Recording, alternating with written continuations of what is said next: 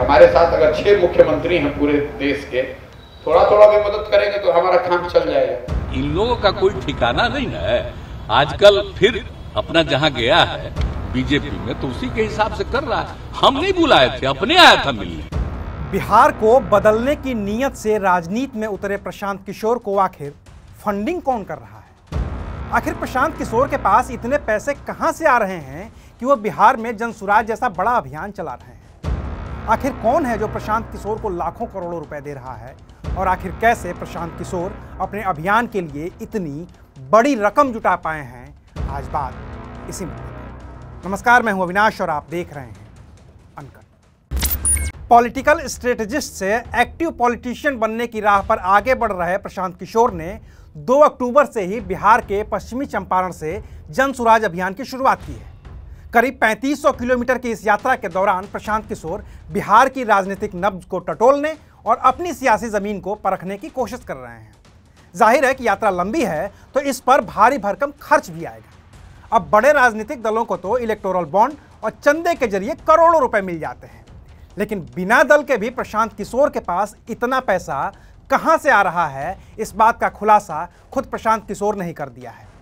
सुनिए क्या कहा है प्रशांत किशोर ने। आप ये समझिए कि हमारे साथ अगर 6 मुख्यमंत्री हैं पूरे देश के, थोड़ा थोड़ा भी मदद करेंगे तो हमारा काम चल जाएगा। यानी कि प्रशांत किशोर का कहना है कि पिछले 10 साल के पॉलिटिकल स्ट्रेटजिस्ट के करियर में उन्होंने जिन नेताओं की मदद की है उनमें से 6 लोग फिलहाल अलग अलग प्रदेशों के मुख्यमंत्री हैं और वही लोग प्रशांत किशोर की शुरुआती मदद कर रहे हैं।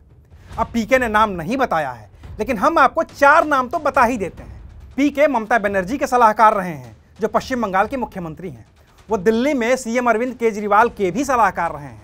जगन मोहन रेड्डी को आंध्र प्रदेश में और एमके स्टालिन को तमिलनाडु में चुनाव जिताने में भी पीके की भूमिका रही है। बाकी तो 2 नामों पर सिर्फ कयासी लगाए जा सकते हैं, क्योंकि अभी कोई ऐसा मुख्यमंत्री नहीं है जिसकी प्रत्यक्ष तौर पर प्रशांत किशोर ने चुनाव जीतने में मदद की हो। हाँ, अगर प्रशांत किशोर नीतीश कुमार की बात कर रहे हैं तो बात अलग है, और अगर ऐसा है तो फिर यह बड़ी बात है कि जिस जेडीयू आरजेडी गठबंधन और बीजेपी के खिलाफ पूरे बिहार में प्रशांत किशोर ने मोर्चा खोल रखा है, उन्हें फंडिंग नीतीश कुमार ही कर रहे हैं, क्योंकि उन्हें भी चुनाव जिताने और पहली बार आरजेडी जेडीयू को साथ लाने में प्रशांत किशोर की बड़ी भूमिका रही है। लेकिन नीतीश कुमार शायद ही पीके की फंडिंग कर रहे हों, क्योंकि उन दोनों के बीच आपसी तल्खी साफ तौर पर दिख रही है और दोनों एक दूसरे के खिलाफ बयान दे रहे हैं। यहाँ एक पीके खड़े हैं, अब पूरा बिहार पीके मस्त है, लेकिन राजा को लग रहा है कि शराबबंदी लागू है कि नहीं? पूरा बिहार पीके मस्त है और राजा को पता नहीं चल रहा है। आप कितने बड़े नींद में होंगे कि आपको पता नहीं चलेगा। उनको जो मर्जी बोलते रहे, हम लोगों को कोई लेना देना नहीं। और एक बात तो अच्छी तरह जान ही न गए हैं भाई, हम तो दिल्ली में भी अब पटना में भी कह दिए हैं एक बार। हम क्या रोज रोज बोले? वो मेरे साथ रहता था, मेरे घर में रहता था, क्या हम बोले?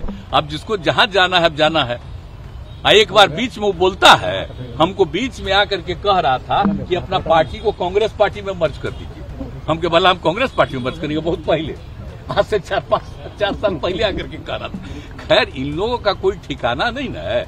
आजकल फिर अपना जहां गया है बीजेपी में तो उसी के हिसाब से कर रहा है। हम नहीं बुलाए थे, अपने आया था मिलने।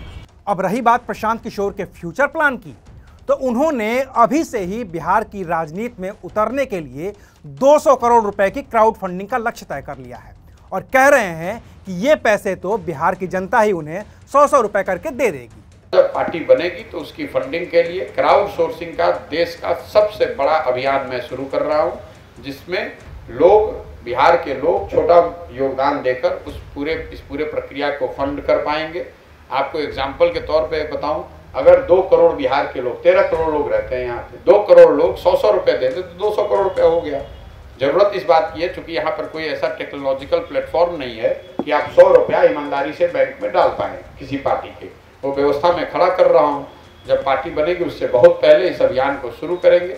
अब प्रशांत किशोर ने तो अपने हालिया अभियान के लिए पैसे का हिसाब किताब बता ही दिया है और अपने भविष्य में भी वो कैसे पैसे इकट्ठा करेंगे वो भी बता दिया है।